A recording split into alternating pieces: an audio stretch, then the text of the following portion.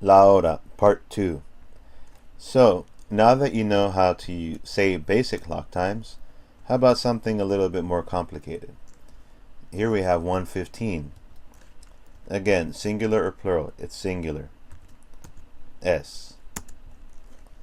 When we're deciding if it's singular or plural, only this part matters, unless, you'll see in a minute, unless this is more than 30. Okay, but right now we're just looking at this. It's less than 30. Es la una.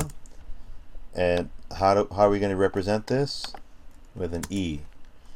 Y quince is one option. Quince, of course, is 15. But we have another way of saying that. Just like in English, we could say quarter, a quarter hour. We could also write, so es la una y cuarto. Okay. Cuarto, don't get that confused with cuatro. There's only one difference in the arrangement of letters here. Okay, cuatro, cuarto. An easy way to remember this is by thinking of quarter. When you want to know which one's which, think of the word quarter in English. Okay, and that'll help you remember which one is cuarto, which one is 1/4, and which one is 4. Okay, es la una y cuarto. A half hour. Es la una y media. The dictionary form of that is medio. Medio is half. Notice how it looks somewhat like middle. Okay, medio. Medio is an adjective, or it can function like an adjective. So it's going to agree with una. La una y media. Now I told you that if we go over 30, if it's 30 or below, we're going to have a singular noun. If it's more than 30, let's say 35, okay, we're going to do something that it's not done in every country, but some countries do this. They round up to the next hour. So what do I mean by that? Rather than stating that it's 1:35, they might say that it's 2 o'clock minus the number of minutes. Okay, so 2, singular or plural? Plural.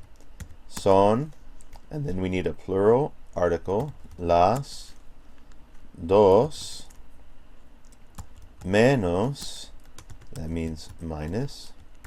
Okay, son las dos menos, and oh my gosh, not that great at math.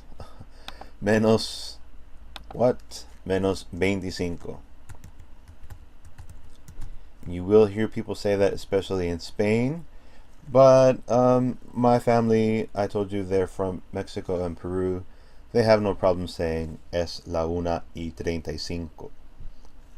So it depends on where you go, but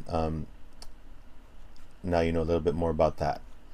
Okay, and another word that you're taught in this on this page is 12 o'clock. Well, a.m. 12 a.m. es la media noche. 12 p.m.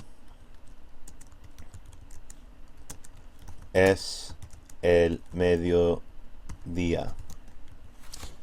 Okay, well, in this case we're talking about one evening. Okay, noche. Here we're talking about one day. Día. Noche, I said, was la noche. That's why you have la here. Día, even though it has a at the end, is a masculine noun. So that's why we have el here. And then also look here.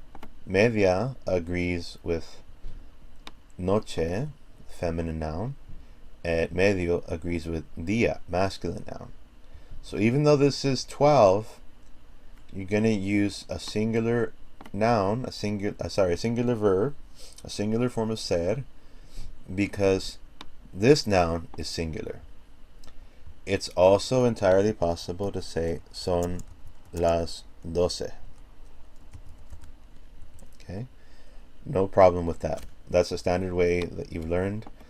So if on the test or the quiz you have an option, if you're presented with this, you could write it either way. Okay? But one more thing that you might have to write is de la noche, de la mañana, o de la tarde. So what would you write there for 12 a.m.? Son las 12 de la noche. Okay? So this is 12 a.m. at night. Son las 12 de la noche. We don't use de la noche at night with es la medianoche. Okay? We only use that when we're stating regular clock time like this. Okay?